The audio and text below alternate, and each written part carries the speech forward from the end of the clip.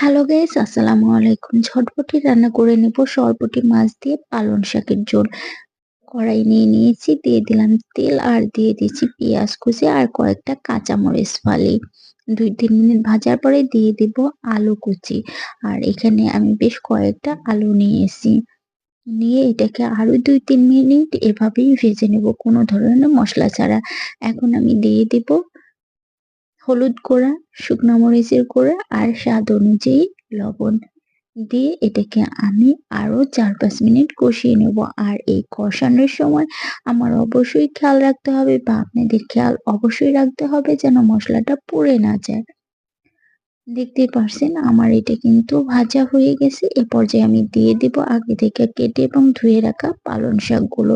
পালং শাকগুলো দেওয়ার ফলে কিন্তু আমার কড়াইটা কিন্তু একদম টইটম্বর হয়ে গেছে। আমি এটাকে এখন ঢাকনা দিয়ে ২-৩ মিনিট রেখে দেব। আর এই ঢাকনা দিয়ে রাখার পরে শাকটা অনেকটা পরিমাণে কমে যাবে। দেখতেই পারছেন যে আগুনের তাপে শাকটা অনেকটা পরিমাণে কমে আসছে। আর এ পর্যায়ে আমি যতটুকু ঢাকনা দিয়েছি, এখন থেকে আমি আর কোনো ঢাকনা দেব না। কারণ শাকের কালারটা ঠিক রাখার জন্য এখন আমি ঢাকনা ছাড়াই এটাকে রান্না করে নেব। আর দেখতেই পারছেন শাক থেকে অনেকটা পরিমাণে পানি চলে আসছে। আর এই পানি দিয়ে এটাকে আমি এখন কষিয়ে নেব এভাবেই। আর মাঝে আমি একবার আলুটাকে চেক করে নিয়েছি। আলুটা অনেকটা পরিমাণে সিদ্ধ হয়ে গেছে। প্রায় 90% এর মতো।